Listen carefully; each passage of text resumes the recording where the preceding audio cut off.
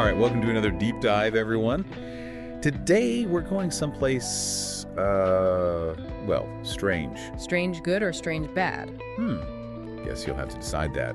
Let's just say it's definitely interesting. We're diving into, get this, conspiracy theories about Brigitte Macron. France's First Lady. Really? Yep, the one and only. We've got this transcript of, well, she's kind of a controversial figure herself, a YouTube video by Candace Owens. Oh, interesting. She's never one to shy away from, let's say, strong opinions. Exactly. And she's got some doozies about Mrs. Macron. But, you know, us, we're not here to just buy into all this. Right. We're dissecting this, seeing how these things take root, even if, well, sometimes the evidence is a little, shall we say, thin. Exactly. It's more about understanding why people believe this stuff, the anxieties it plays on, you know, like what makes a good story, even if it's a little out there. Oh, for sure. There's always that element of what if that draws people in. And believe me, there's a lot of what if in this one. Secret identities, ties to like the Rothschilds, and well, let's just say things get a little weird with the whole Macron family dynamic. Sounds juicy. So we're the guides through this then, fact-checking along the way. You got it. Think of us as your conspiracy theory Sherpas or something, helping you make sense of it all. I like that. So, first things first, Candace Owens, this YouTube series she did, Becoming Brigitte. Ooh, that's where it all starts. And it gets wild right off the bat. She's got this whole theory that Brigitte Macron is, well, transgender. Whoa, okay. And the real Brigitte Trognieux is out there somewhere. That's the claim. You know, like a hidden figure pulling the strings from the shadows. It's a classic conspiracy theory trope, right? Definitely. Feeds into that fear of powerful people with secret agendas. Like, they're not who they say they are. Right. And then, buckle up, there's the brother, Jean-Michel Trognieux.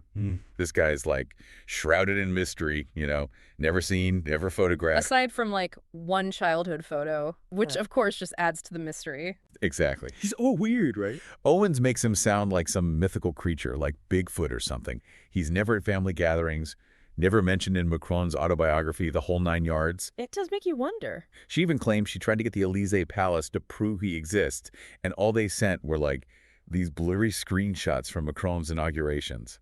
That's definitely not going to quell the conspiracy theorist. If anything, it'll just add fuel to the fire. The less information is out there, the more suspicious people become. And then there's this Jean-Michel that shows up in the inauguration footage, the one they're saying is the brother. But something's off, you know. He's awkward with Brigitte and Macron. Interesting. Owens even did facial recognition software, comparing him to the childhood photo. Says there's no match. You have to take those things with a grain of salt, though, right? I mean, facial recognition, it's not foolproof, especially comparing like a kid's picture to an adult years later. True, true. So what do we have? A missing brother, blurry pics, facial recognition drama. It's a lot to take in. It's a good story, though, right? I can see how it would hook people. Oh, for sure. And Owens knows how to tell it. Then she gets into this whole thing about the Trognieux family tree. She's found this pattern, these names that repeat over and over. Jean, Claude, Marie, Joseph, you name it. Wait, like through multiple generations? That's strange. It is. And Owens is like, what if this is on purpose? Like a way to hide identities, make it hard to track who's who. Like they're playing some kind of long game, right? Yeah. It was Colonel Mustard in the library with the fake passport. Right. It's like a family-size game of Clue Gone Wrong. And these are the people who made all that chocolate in Amiens, you know? You'd think a family business like that wouldn't need to be so secretive. It does make you think. But the weirdest part, the one that really gets the conspiracy folks going, is this family photo. We've all seen it, right? The infamous Trognieux family portrait. Yeah, it's kind of become a meme at this point. Total Rorschach test. People see what they want to see in it. But Owens points out these, well, anomalies. Like Monique Trognieux, she's got, like, extra fingers in the picture. Extra fingers? Now that's just creepy. Right. Of course, it could be a bad print, a trick of the light, who knows. But the conspiracy folks, they're saying it's Photoshop, proof of something sinister. It's like finding shapes in the clouds, you know? You'll always find something if you look hard enough. Exactly. And then, get this, she points out how Monique looks a lot like Brigitte in another photo. Maybe it's them, maybe they swap places, who knows? The plot thickens, family resemblances happen, but in this context, yeah, it becomes suspicious. Right, like everything is a clue. Yeah. And then we've got another Jean-Michel to deal with. Macron's dad was Jean-Michel Macron, right? That whole thing is already weird.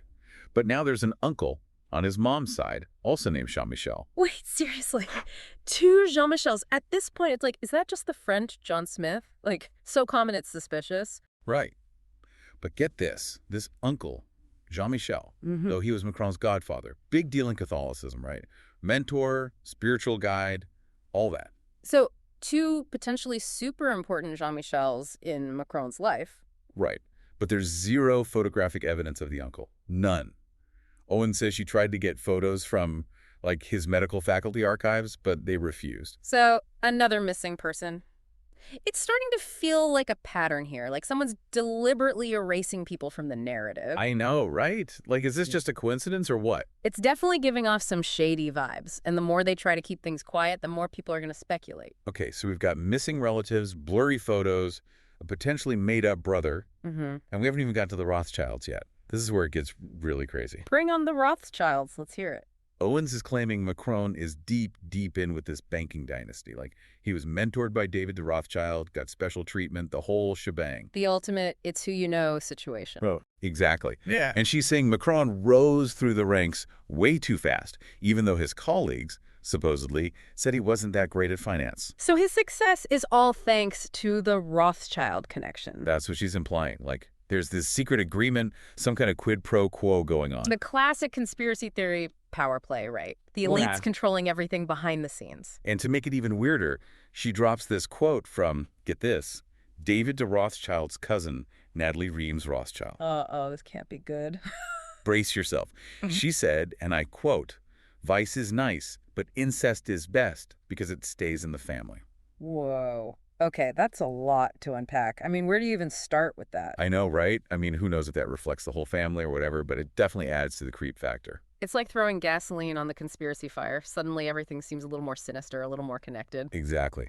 So here we are, missing relatives, fishy photos, a fake brother, incestuous banking dynasties. It's a lot. And this is just the tip of the iceberg, right? We haven't even touched on the Trognieux family's wealth or Owens's attempts to find Jean-Michel. Oh, there's so much more to uncover, but we'll have to save that for part 2. Stay tuned, folks. This rabbit hole goes deeper. Welcome back, everyone. We left off with, well, a lot of questions about the Trognieux family, their wealth, those chocolate millions, all that. Yeah, I'm still trying to wrap my head around it all. Like, how does chocolate tie into this whole conspiracy thing? Seems a bit random. That's Owens for you. She's good at taking, normal stuff and making it sound suspicious. She really plays up the family's power in Amiens, their business, the connections, even to local politicians. So she's painting them as this, like, elite group, right? Yeah. Pulling strings behind the scenes, secrets, all that. Exactly. A family with a lot to hide, a lot to protect, like their wealth, their influence. It's all built on, maybe some things they don't want us to know. Right back to that hidden power structure we were talking about. The puppet masters. Oh, absolutely. By making them seem rich and powerful, she feeds into that, right? Like, they must be part of something bigger, something shady. Okay, I get it. But it still feels like a lot of, like, assumptions, right? Yeah. Circumstantial stuff. Does she have anything solid? Well, she brings up Macron's rise in the Rothschild Bank, how fast he climbed the ladder. But she also says he wasn't really, good at finance. Quotes some colleagues who supposedly said so. The old, he got the job because of who he knows argument. Pretty much. Like, he was in over his head, and the only reason he succeeded was because of David de Rothschild. But hold on, does she name these colleagues? How do we know they're legit? That's the thing. She doesn't. Which, in the conspiracy world, is kind of convenient. Yeah. Makes it hard to fact check. Yeah, it's like that game of telephone, right? The message gets all messed up along the way. Exactly. But even if we say, okay, maybe Macron wasn't a financial whiz, does that mean he's in cahoots with the Rothschilds?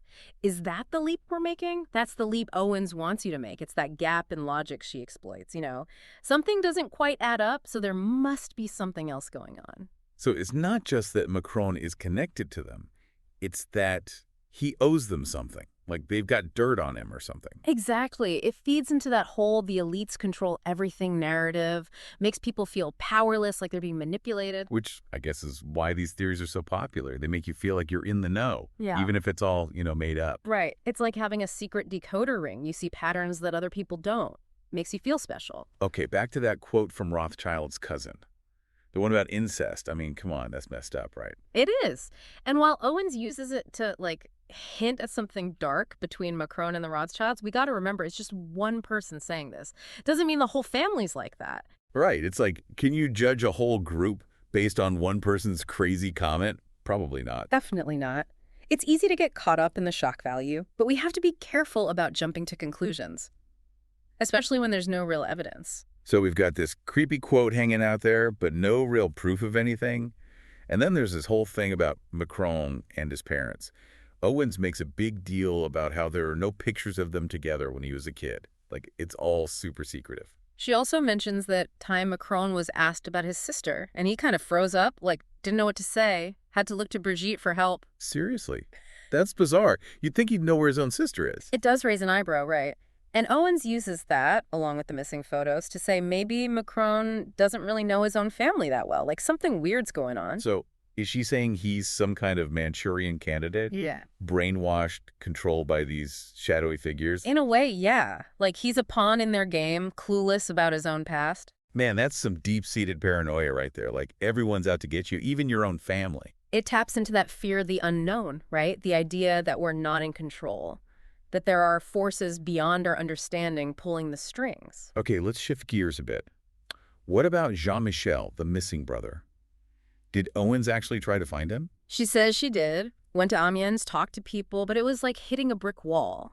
Everyone was either silent or scared to talk about the family. Sounds like something out of a spy movie. Secret agents, hidden agendas, everyone looking over their shoulder. It's that element of danger that keeps people hooked, right? The feeling that they're uncovering something forbidden, something dangerous. So did she find him? Like, is there any proof that he exists besides that one photo and the blurry inauguration footage? Not really. She admits she couldn't find anything concrete, no current whereabouts, no confirmation, nothing. So we're left with a big question mark. A missing brother, a family full of secrets, and a trail of speculation that leads nowhere. It's frustrating, isn't it? It is, but it's also what makes these theories so addictive. We crave answers, we want to make sense of the world, and sometimes a good story, even if it's not true, can be more satisfying than no explanation at all. It's like trying to solve a puzzle, but someone stole half the pieces. You can see the picture, but these huge gaps that you can't fill. And those gaps are where conspiracy theories thrive. They fill in the blanks with speculation, conjecture, whatever fits the narrative. So how do we know what to believe? How do we tell fact from fiction when everyone's screaming their version of the truth? Oh, Maybe yeah. you can help us out with that before we wrap things up. All right, we're back for the final round. Our heads are spinning with all these Macron conspiracies. Missing brothers, chocolate money, incestuous quotes. It's wild. It's been a lot to digest, that's for sure. We've looked at Owens's claims, the evidence, the lack of evidence, and how she builds this, like, suspenseful story. But the question remains, right? Is there any truth to this? Or is it all just a big, elaborate lie? Like, where do we land on this? That's the million-dollar question. And honestly, there's no easy answer. We're in this weird zone where, like, concrete proof is hard to come by, and a lot of what we've heard is, well, open to interpretation. So it's this gray area, right? All speculation and theories. It's kind of unsettling, you know? It can be, but that's part of what makes these theories so, like, sticky. They create this mystery, this puzzle you think you can solve if you just keep digging. Right, like she's saying, keep watching. The truth is just around the corner. But then we end up with even more questions. Exactly. It can be maddening. But it also keeps people coming back for more, right? Always searching for that next piece of the puzzle. So what are we supposed to do? If we can't prove or disprove any of this, how do we even, like, function in this world of misinformation? That's where critical thinking comes in. It's about really looking at the information, questioning your assumptions, and getting different perspectives. It's not just believing everything you hear, right? You got to be skeptical, but also open to, like, maybe there's something we're missing. It's a balancing act for sure. Be skeptical, but don't shut down all possibilities. But how do we even do that these days? With social media and everyone shouting their opinions, it's so hard to filter out the noise and find, like, actual truth. It's tough. You have to be super vigilant. Check your sources, look for evidence, and be aware of your own biases. So we're all basically amateur detectives now, looking for clues in this sea of information. In a way, yeah. And it's not a perfect system. There's so much bad information out there, and it can be really convincing. Like Owens, right. She's good at telling these stories, making them sound believable. But that doesn't mean it's true. Right. We have to be aware of those techniques, how people use stories and emotion to persuade us, even without realizing it. Okay, so how do we fight back? How do we become, like, better BS detectors? One thing, mix it up. Don't just get your news from one place. Read different websites, different viewpoints, even stuff you don't agree with. It gives you a wider lens. It's like getting a second opinion from a doctor. Right. Make sure you're getting the whole story. Exactly. And don't be afraid to, question everything. If something sounds too crazy to be true, it probably is. A little healthy skepticism never hurt anyone. But how do we balance that with being open-minded? Like, how do we not just become super cynical and think everything's a lie? Stay curious. Don't go in just trying to prove your own point. Be open to being wrong, to seeing things from a different angle. So we got to be willing to, change our minds if we need to. Admit we were fooled. Yeah. It takes humility, being honest with yourself, and being willing to hear stuff that might make you uncomfortable. It's like a muscle, right? The more you use your critical thinking, the stronger it gets. Exactly. And the stronger it is, the better you'll be at navigating all this information, making good decisions. So to wrap up this whole Macron conspiracy deep dive, what's the, big takeaway for everyone listening? We can't just sit back and take in information passively. We have to be active, think critically, question where it's coming from, and what biases might be at play. We got to be our own fact checkers, our own detectives. Always on the hunt for the truth, even if it's hidden. Right. And remember, the truth is often complicated, messy. It rarely fits into a neat little story. It takes effort to find it. But that effort is worth it, right? Right? For all of us. Absolutely. The pursuit of truth, even when it's hard, is what keeps us informed, keeps us free. Well said. Thanks for taking this wild ride with us, everyone. We hope you learned something today and that next time you see a conspiracy theory, you'll give it the old side eye and really think it through. Until next time, stay sharp, stay curious, and stay informed. Oscar.